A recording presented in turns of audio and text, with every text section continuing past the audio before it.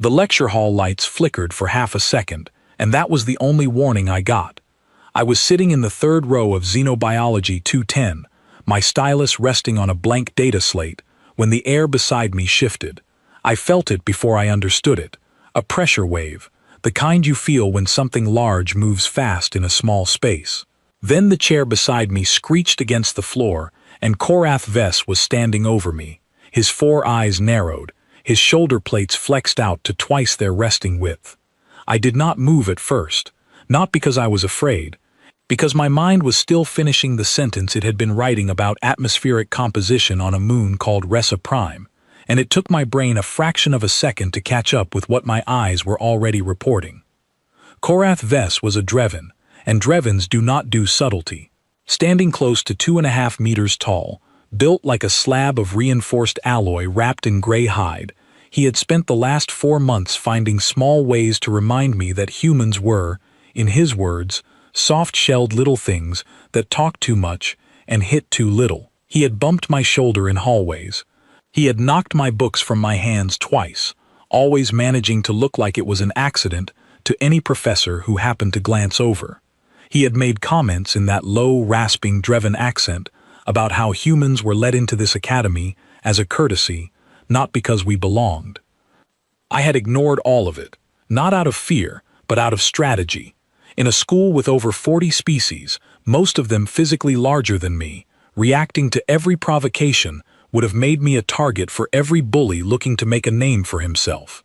So I stayed quiet. I studied. I passed every combat evaluation with scores that made the instructors raise an eyebrow, then say nothing, because humans were not supposed to be good at that sort of thing, according to the general assumption floating around campus. That morning, something in Korath finally snapped, or maybe he had simply run out of patience for my patience. He grabbed my collar with one massive hand and hauled me half out of my chair. The classroom went dead silent. Around me, other cadets, a pair of Solari with their soft blue skin and wide black eyes, a cluster of insectoid Tavik students with their clicking mandibles frozen mid-motion. All of them stared without moving, without speaking, as if intervening might somehow make things worse for them.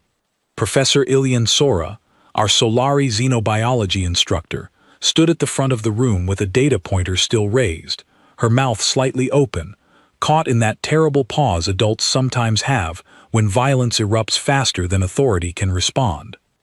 Korath leaned his broad face close to mine.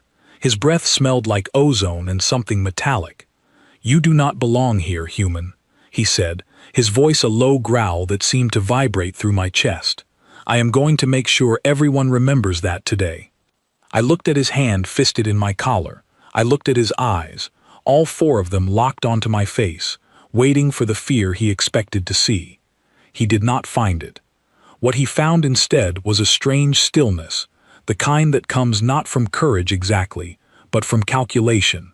In the half-second his grip tightened around my collar, my mind was already running through everything my body had trained for since I was 11 years old: hand-to-hand certification, joint locks, pressure points, the specific vulnerabilities of a Dreven's neural cluster located just beneath the collarbone ridge, a detail I had memorized purely out of academic curiosity months earlier and never expected to use.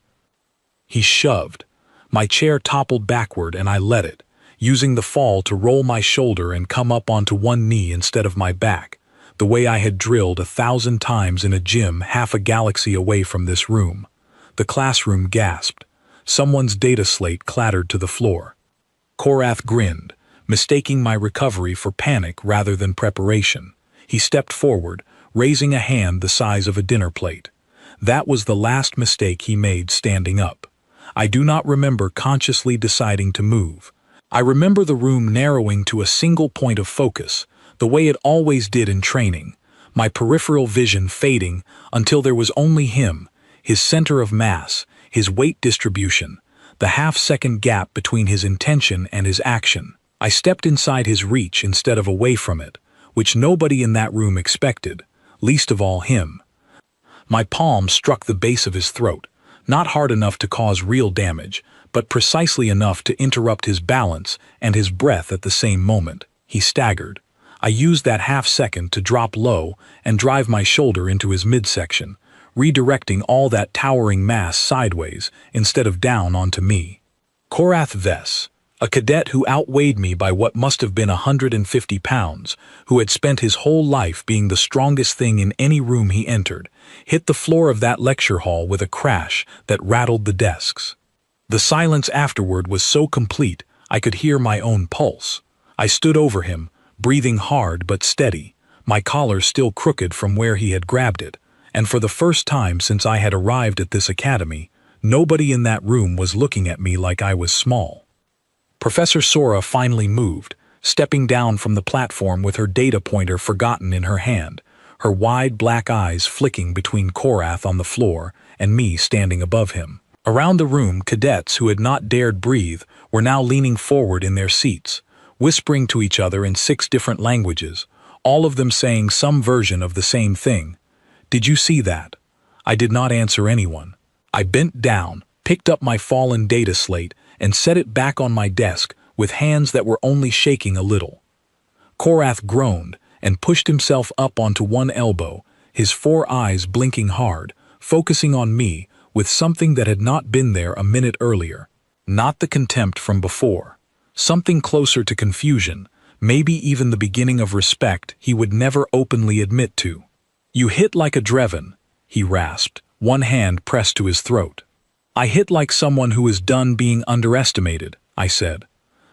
Professor Sora cleared her throat, a sound that seemed to carry the weight of every unspoken rule about violence in her classroom, and called for both of us to accompany her to the administration office immediately.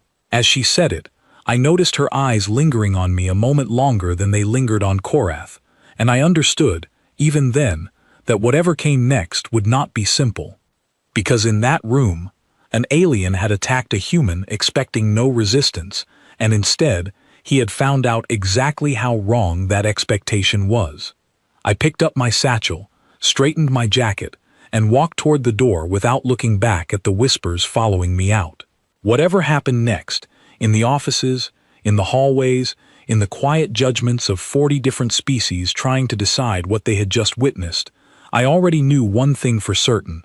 Nobody at this academy would ever look at me the same way again. The walk from the lecture hall to the administration wing felt longer than it had any right to be. Korath limped a few steps behind me, one hand still pressed to his throat, flanked by Professor Sora, who kept glancing over her shoulder at both of us, like she expected the fight to reignite in the corridor. Cadets pressed themselves against the walls as we passed, their conversations dying mid-word, their eyes following me with an expression I had never once seen directed at me before. Not pity, not mockery, something closer to caution. A Tavik cadet named Osu, who I recognized from my orbital mechanics class, fell into step beside me for a few seconds, his mandibles clicking softly in what I had learned was his species equivalent of a whisper. "That was the cleanest counter I have seen a first-year cadet perform," he said. "Even upper years struggle against Dreven mass." I did not answer him. My mind was elsewhere, replaying the fall, the sound of Korath hitting the floor, the silence that followed. I did not feel triumphant. I felt strangely hollow, the way you do after your body does something your mind has not fully caught up with yet. The administration office sat at the top level of the academy spire, a curved room with windows overlooking the training yards below, where cadets of a dozen species ran drills against a backdrop of distant orbital rings. Commandant Varric Halden, a broad-shouldered Corvith male, with slate-colored skin and a voice like gravel shifting underfoot, sat behind a desk that seemed carved from a single piece of dark stone. He did not stand when we entered. He simply folded his hands and studied the two of us with an expression that gave nothing away. Professor Sora explained what she had witnessed in clipped, careful sentences, careful in the way people are when they know their account will be measured against other accounts. Korath Vess initiated physical contact against Cadet Claire Bennett without provocation. Cadet Bennett responded with a defensive counter that resulted in Cadet Vess losing balance and falling. Halden's eyes moved to me first, not to Korath, and something about that order of attention made my stomach tighten. "Is this accurate, Cadet Bennett?" he asked. "Yes, sir," I said. He grabbed my collar and pulled me from my chair. I defended myself. Halden's gaze shifted to Korath, who stood with his massive arms crossed, his throat still faintly bruised where my palm had connected. "And your account, Cadet Vess." Korath was quiet for a long moment, his 4 eyes flicking toward me once before settling back on the commandant. I expected him to lie. I expected him to claim I had attacked first, to twist the story the way bullies so often do when the tables turn against them. Instead, he said something that surprised everyone in that room, myself included.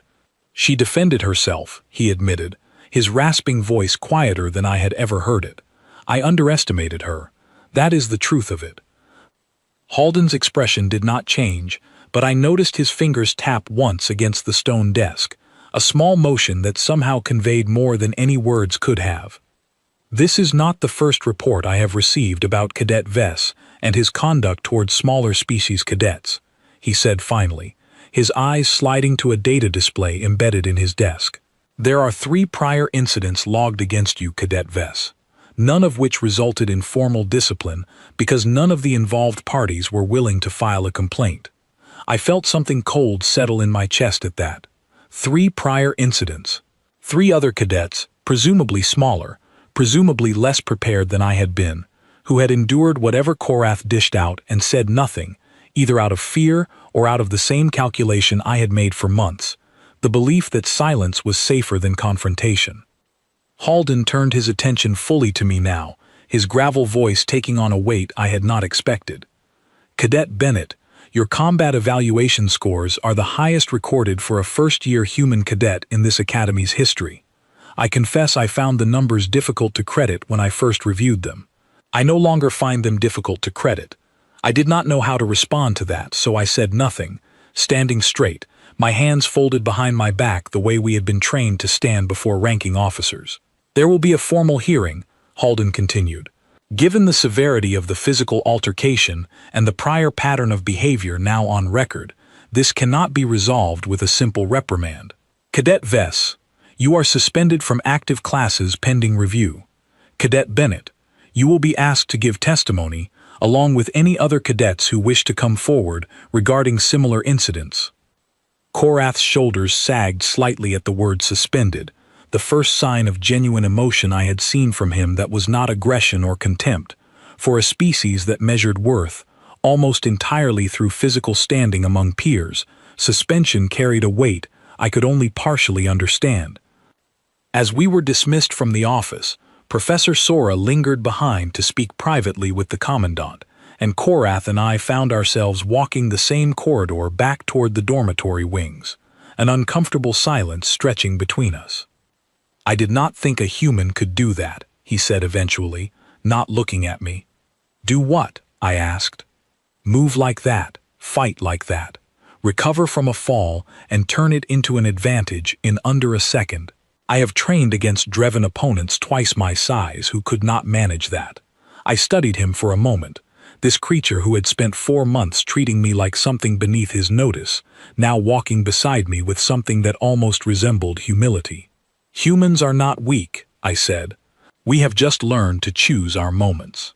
He did not respond to that, but something in the set of his shoulders shifted, and I understood, in that instant, that whatever story spread through this academy over the coming days would not be the one he might have hoped for. By the time I reached the dormitory wing, the story had already outpaced me. Cadets I had never spoken to greeted me by name in the hallway. A group of Solari students, usually reserved almost to the point of silence, actually stopped their conversation to watch me pass, their wide black eyes tracking me with open curiosity. In the common room, a human cadet named Owen Marsh, one of only 6 other humans enrolled at the academy that term, waved me over with an expression somewhere between disbelief and delight. "Please tell me it's true," he said.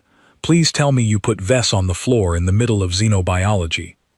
I did not respond right away. I was too distracted by a message notification blinking on my personal data slate, an unfamiliar name attached to it, a cadet I did not recognize requesting to speak with me about, in her words, something similar to what happened today. I opened the message and read the first line, and felt that cold feeling in my chest return, heavier this time. "My name is Priya Anand," it began. "I think Korath Ves has been doing this to more of us than anyone realizes, and I did not know who else to tell." I stared at the message for a long moment before I looked up at Owen, who was still waiting for my answer, his expression slowly shifting as he read something in my face that told him this was no longer a simple story about one fight in one classroom. "There's more to this than what happened today," I said quietly, "and I think I am about to find out exactly how much more." I met Priya Anand 2 hours later in a quiet study alcove on the lower level of the Academy Library, a curved glass space overlooking the artificial lake that sat at the center of the campus grounds. She was a small woman, shorter than me, with dark hair pulled back tightly and hands that would not stop moving, twisting the strap of her satchel over and over as she spoke. "I did not think anyone would believe me," she said, "once I have shown up without bruises visible enough to prove anything. He is careful about that. He knows exactly how hard to push without leaving marks that would show up on a medical scan." I felt my jaw tighten at that. Careful, calculated. Not the actions of a creature simply losing his temper, but something closer to a pattern, refined over time, aimed at cadets he judged too weak or too frightened to report him. "Tell me what happened," I said. Priya's story came out in pieces, hesitant at first, then faster, as if once she started she could not stop the words from spilling free. 3 months earlier, during a joint engineering exercise, Korath had cornered her in an equipment bay, accused her of sabotaging his team's project, and shoved her hard enough into a metal support strut that she had needed a medical scan afterward, though the scan showed nothing beyond minor bruising easily explained away. When she reported it informally to a junior instructor, she was told that interspecies friction during high-stress exercises was common and encouraged to let it go for the sake of academy harmony. I sat with that phrase for a long moment. Interspecies friction, as if what had happened to her was a difference of opinion rather than an assault. "You are not the only one, are you?" I said quietly. Priya shook her head. "There is another cadet, a Solari named Ket Virith, who transferred out of 2 shared classes with Korath rather than report anything at all. And I have heard whispers about at least one more, though I do not know the name." By the time I left that study alcove, the cold feeling in my chest had hardened into something sharper, something closer to purpose. I understood now that the fight in the lecture hall had not been an isolated event, a single moment of a bully finally overreaching. It had been the visible tip of something the Academy's administration had chosen, again and again, not to see clearly. That evening, I requested a formal meeting with Commandant Halden, and this time I did not go alone.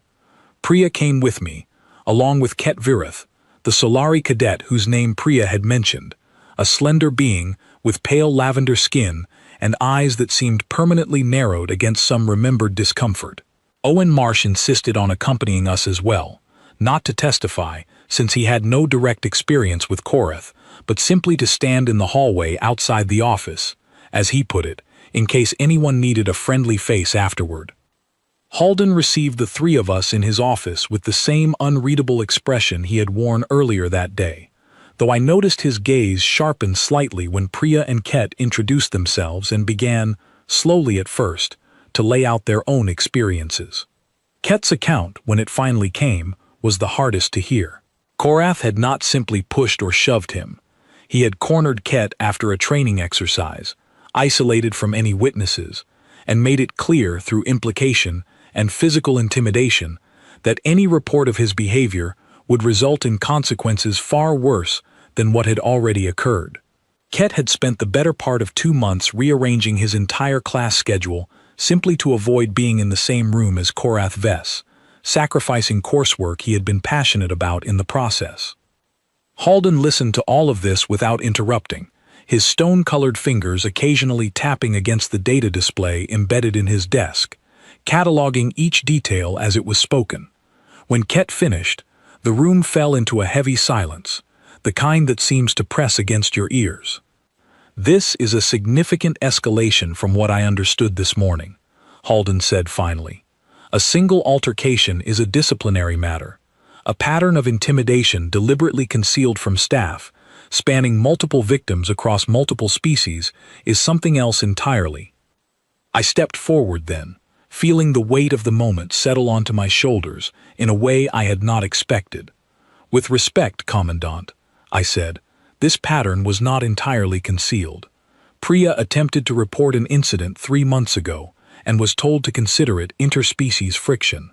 If that report had been taken seriously then, Cadet Vireth might not have spent 2 months restructuring his education around avoiding a fellow cadet." Halden's eyes met mine, and for the first time since I had met him, I saw something flicker across his expression that looked almost like discomfort. "You are suggesting institutional failure," he said. "I am stating it directly," I answered, "because I believe it is true, and because I believe pretending otherwise will only ensure this happens again with the next cadet who is smaller or quieter than their aggressor." The silence that followed stretched long enough that I wondered if I had overstepped, if my directness would be read as insubordination rather than honesty. Then Halden did something I had not expected. He nodded, once, slowly, and reached toward his desk display. "You are correct, Cadet Bennett," he said, "and I intend to address that failure, not simply the immediate matter of Cadet Vess's conduct. This academy exists to train cadets from every corner of known space to work together despite our differences.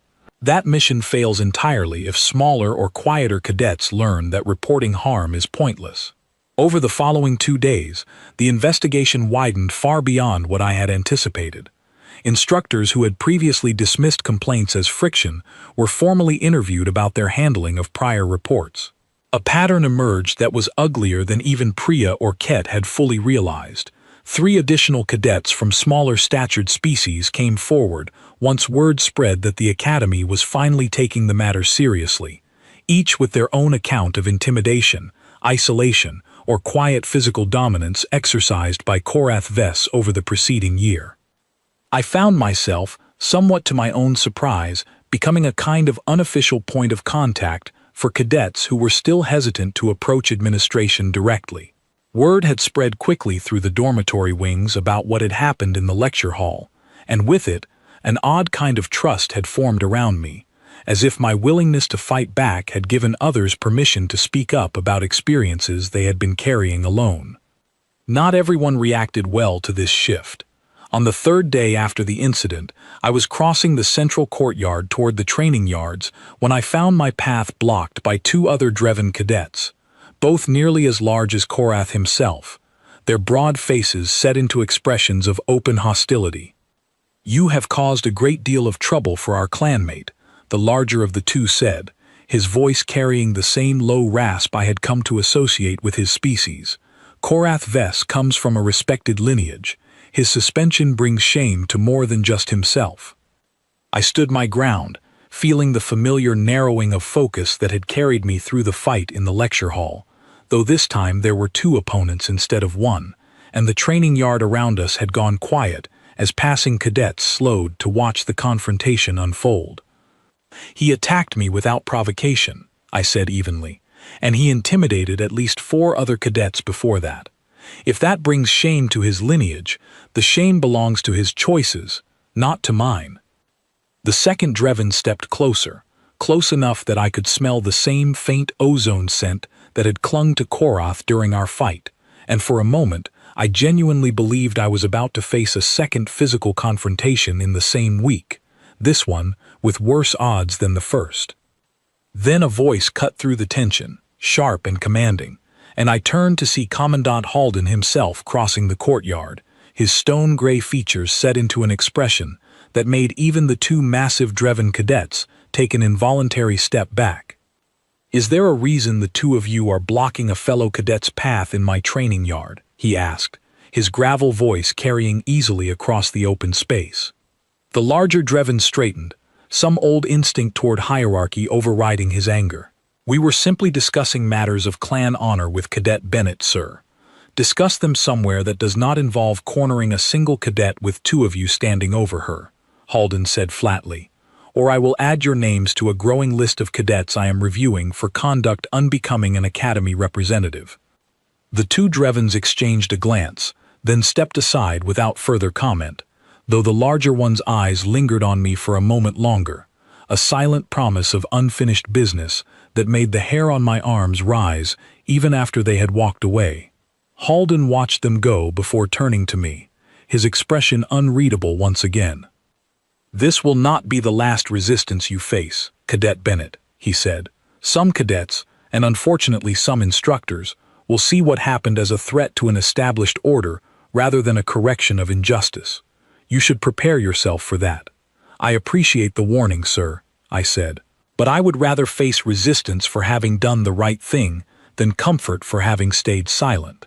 Something in Halden's expression shifted then, the faintest suggestion of approval crossing his stone features before it vanished behind his usual composure. "The formal hearing has been scheduled for 3 days from now," he said. "You, along with Cadets Anand and Vireth, will be asked to give full testimony. I would advise you to prepare yourselves for a difficult process. Korath Vess's family carries significant standing within Dreven military circles, and I expect they will not accept these findings without contest." I nodded, understanding the weight of what he was telling me, even as a fresh wave of that cold, sharpening resolve settled over me. Whatever was coming, whatever pressure Korath's family might bring to bear, whatever resistance rippled through the corridors of this academy in the days ahead, I no longer had any intention of standing quietly aside and hoping the problem resolved itself. I had spent months believing silence was the safer choice. I understood now, walking away from that courtyard with the eyes of a dozen watching cadets still on my back, that silence had only ever protected the people causing harm, never the people receiving it. The hearing would come in 3 days. I intended to be ready for it. The 3 days before the hearing passed in a strange blur of preparation and quiet dread. I spent my evenings in the library alcove with Priya and Ket, going over our accounts again and again, making certain the details were precise, that nothing could be twisted or dismissed as exaggeration by whatever legal representation Korath's family would send. On the second evening, a formal message arrived on my personal data slate from an address I did not recognize, bearing the seal of the Vess clan, a stylized emblem of interlocking claws over a mountain range. I opened it with a mixture of curiosity and unease that only deepened as I read. The message was from Korath's mother, a Dreven matriarch named Sanaya Vess, and it did not contain the threats I had half expected. Instead, it offered what could only be described as an arrangement, a generous scholarship transfer to any academy of my choosing, along with a formal commendation for my combat performance, in exchange for my testimony at the hearing being limited strictly to the single incident in the lecture hall, with no mention of broader patterns or institutional failures. I read the message twice, then a third time, feeling something harden in my chest with each pass. It was elegantly worded, careful never to explicitly ask me to lie, only to ask me to be selective with the truth, to trade the silence of others for a comfortable exit of my own. I did not respond to the message that night. Instead, I forwarded it directly to Commandant Halden with a short note explaining what it contained, and went to sleep with the strange satisfaction of having refused something before I had even fully processed how tempting it might have seemed to someone less certain of their own convictions. The morning of the hearing arrived cold and bright, sunlight slanting through the high windows of the Academy's central chamber, a circular room built to hold formal proceedings of every kind, from academic disputes to disciplinary reviews. Rows of seating rose in tiers around a central floor, and by the time I arrived, nearly every seat was filled, cadets and instructors from across the Academy having gathered to witness what had quickly become the most discussed event of the term. Korath sat at a long table near the front of the chamber, flanked by 2 legal representatives in formal Dreven attire, dark robes marked with the same clawed emblem I had seen on his mother's message.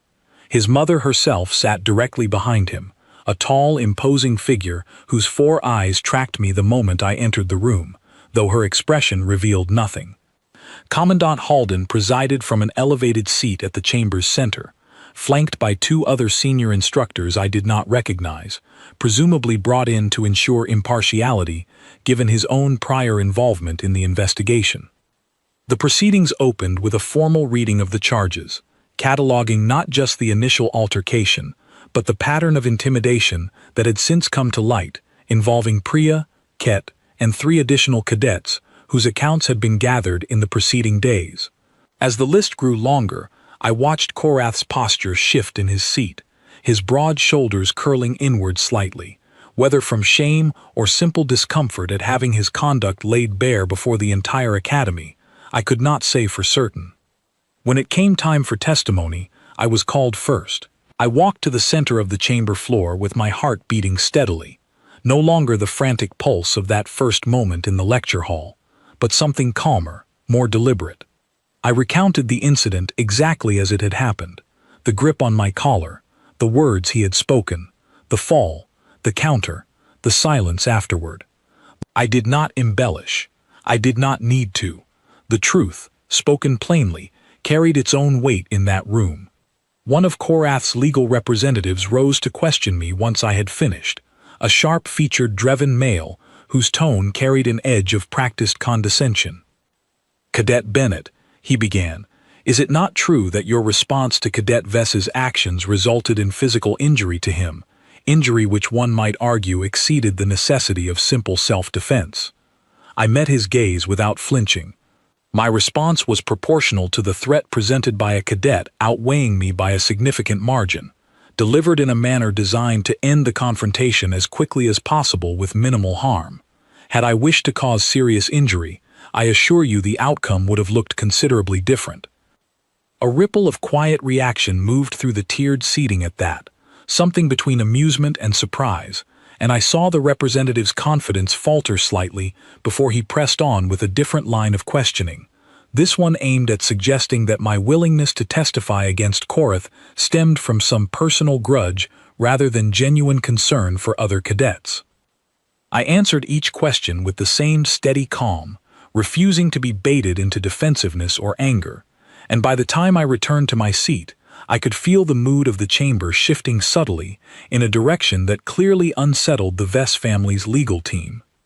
Priya's testimony came next, delivered in a voice that trembled at first, but grew steadier as she spoke, describing the equipment bay incident in careful detail, the shove into the metal strut, the instructor who had dismissed her report as interspecies friction. When she mentioned that dismissal, I saw Commandant Halden's jaw tighten almost imperceptibly, and I understood that this detail, more than any other, was landing exactly where it needed to. Ket Vareth's testimony was the most difficult to hear, his soft Solari voice describing the 2 months he had spent restructuring his entire education to avoid a single cadet, the isolation he had endured rather than risk further confrontation. By the time he finished, several cadets in the tiered seating had visibly reacted, a few even wiping at their eyes, and I noticed Korath himself staring down at the table before him, his 4 eyes fixed on some point that was not quite anywhere in the room. The 3 additional cadets who had come forward gave shorter accounts, each describing smaller moments of intimidation, a shove here, a threatening word there, none as severe individually as what Priya or Ket had endured, but together painting a picture of sustained, deliberate cruelty that no single incident could have conveyed on its own. When it came time for Korath himself to speak, the chamber fell into a silence so complete I could hear the faint hum of the building's environmental systems overhead. He rose slowly from his seat, his massive frame seeming somehow smaller than it had in the lecture hall days earlier, and when he spoke, his voice carried none of the growling contempt I had grown accustomed to. "Everything they have said is true," he said simply. "I will not insult this chamber or these cadets by claiming otherwise." A murmur swept through the tiered seating, and I saw his mother's expression flicker for the first time, something between shock and a deeper, more complicated grief. "I believed strength meant never being questioned," he continued. "I believed that cadets smaller than myself existed to prove that belief, again and again, until it became simply how I understood the order of things. I did not consider, until Cadet Bennett proved otherwise in front of an entire lecture hall, that strength and cruelty are not the same thing, and that mistaking one for the other does not make a person strong. It only makes them small in ways that matter more. The silence that followed his words stretched long enough that I found myself holding my breath, uncertain whether what I had just witnessed was genuine remorse or simply a calculated attempt to soften the chamber's judgment before sentencing. Commandant Halden studied Korath for a long moment before speaking, his gravel voice carrying easily across the hushed chamber. Whether this reflection is sincere will be demonstrated by your conduct going forward, not by these words alone, he said. But I acknowledge that acknowledging wrongdoing plainly, rather than contesting it through legal maneuvering, carries some weight in these proceedings. He turned then to address the full chamber, his expression settling into something formal and final.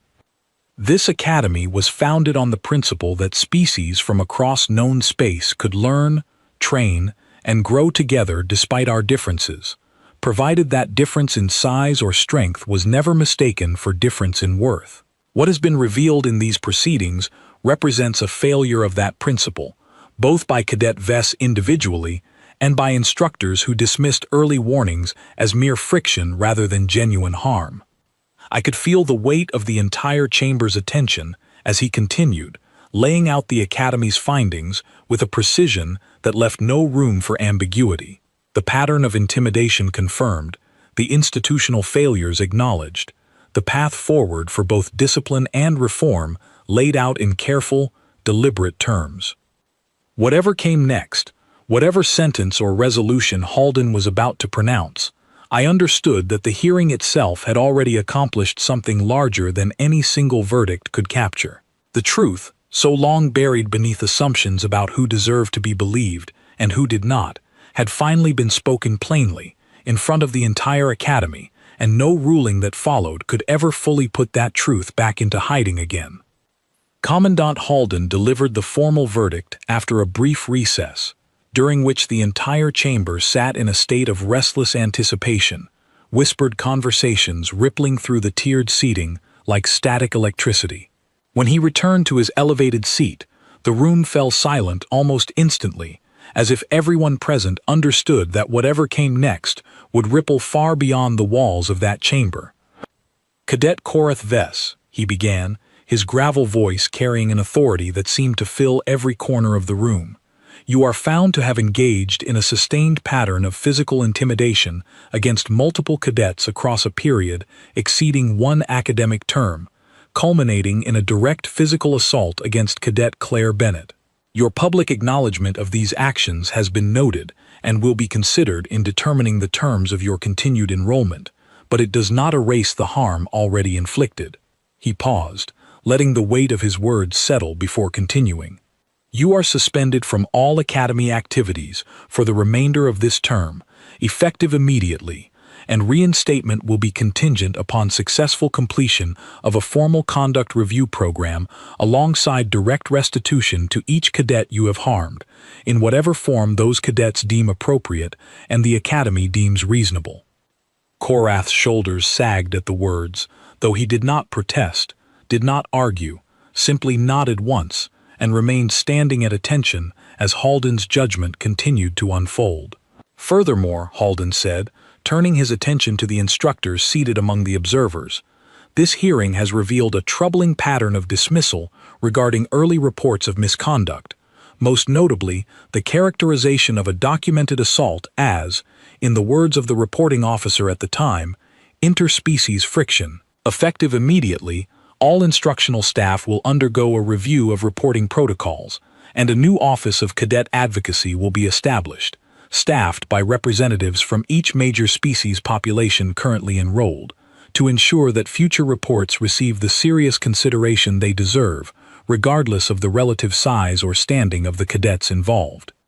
A murmur of surprise moved through the chamber at that announcement, and I felt something loosen in my chest that I had not even fully realized was tight until that moment.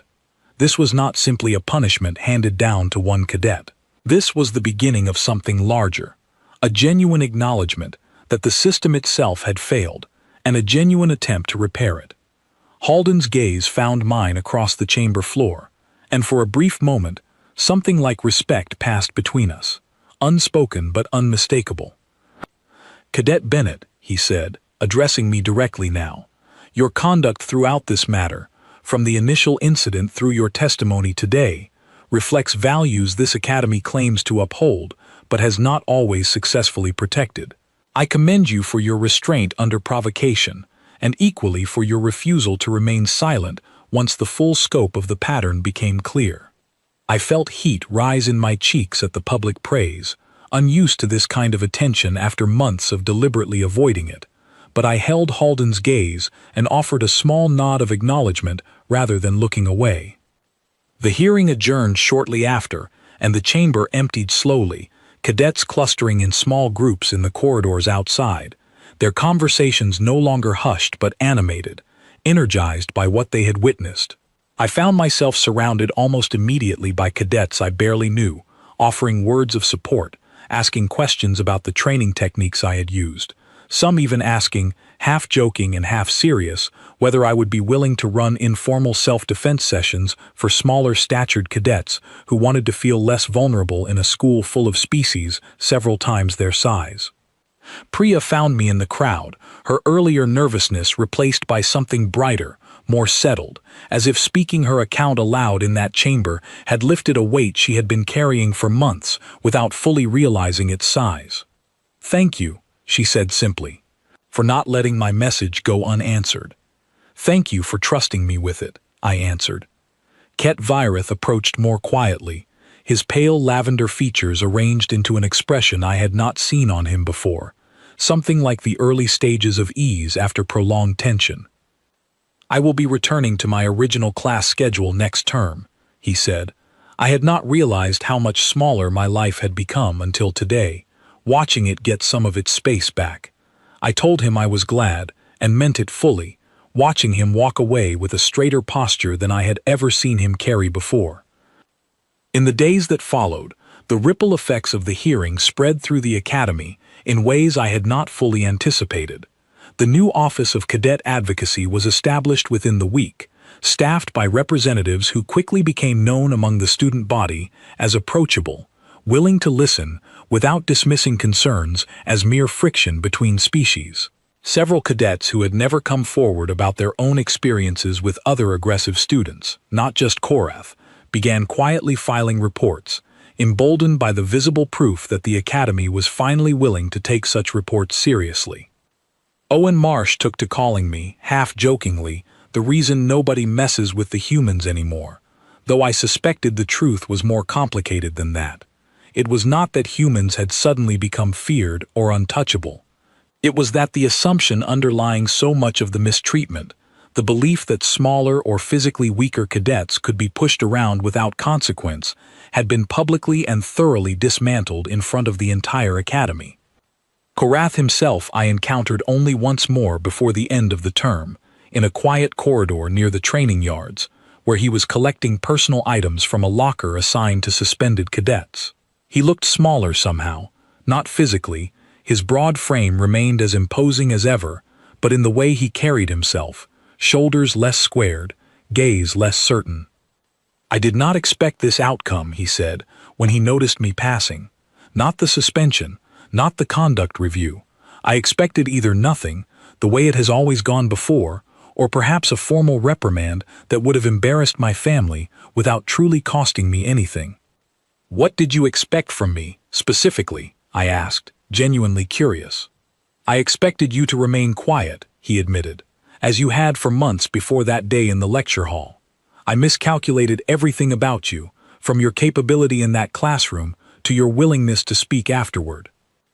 I considered his words for a moment before answering. I stayed quiet because I believed it was the safer choice, for a long time. I was wrong about that. Silence never protects anyone except the person causing harm. I understand that now in a way I did not before you grabbed my collar in that classroom. Korath's 4 eyes studied me for a long moment, something unreadable passing behind them. "I hope the conduct review teaches me something useful," he said finally. "I am no longer certain what kind of cadet I want to become, but I know now it is not the one I was." I did not offer him forgiveness in that moment, nor did I feel obligated to. What I offered instead was simply a nod, an acknowledgement that his words had been heard, and then I continued on my way toward the training yards, leaving him to his locker and whatever reflection awaited him during his suspension. Weeks later, as the term drew toward its close, I found myself standing in that same training yard during an evening session, running drills alongside a handful of smaller-statured cadets who had asked, somewhat shyly at first, whether I might show them some of the techniques that had allowed me to counter a Dreven cadet nearly twice my size.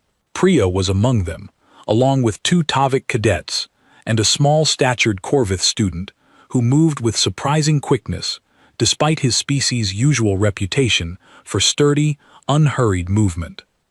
Watching them practice, watching their confidence build session by session, I found myself reflecting on everything that had happened since that ordinary morning in Xenobiology 210, when I had been sitting quietly with my stylus resting on a blank data slate, expecting nothing more eventful than a lecture on atmospheric composition.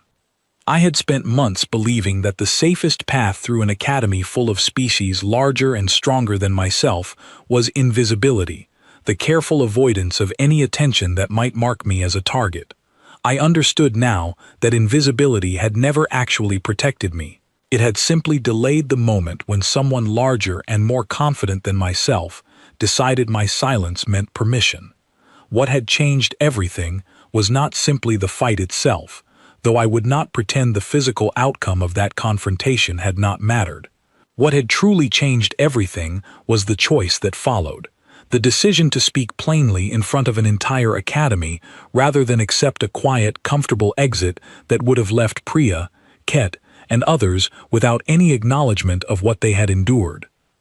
As the training session wound down and the evening light stretched long shadows across the yard, Owen Marsh jogged over with his usual easy grin, nudging my shoulder lightly with his own. "You know," he said, "you have accidentally started something. Half the smaller cadets on this campus want to learn to fight like you now."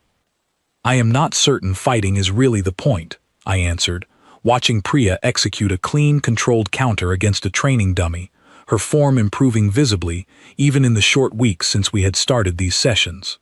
"Then what is the point?" Owen asked.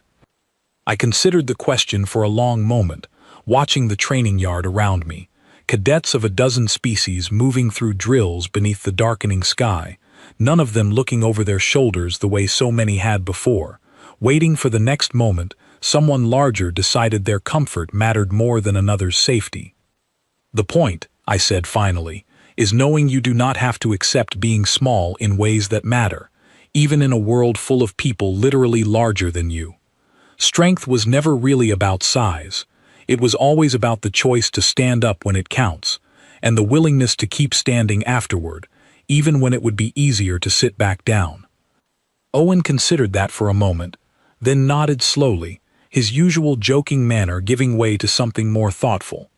"For what it is worth," he said, "I think you have changed how a lot of people here see themselves. Not just how they see humans, how they see what they are capable of, regardless of what species they happen to be." I did not have a ready answer for that, so I simply watched the training yard for a while longer, the last light of evening catching on the orbital rings visible through gaps in the distant clouds, and allowed myself, for the first time in a long while, to feel something like genuine peace, rather than the constant low simmer of vigilance I had carried since arriving at this academy.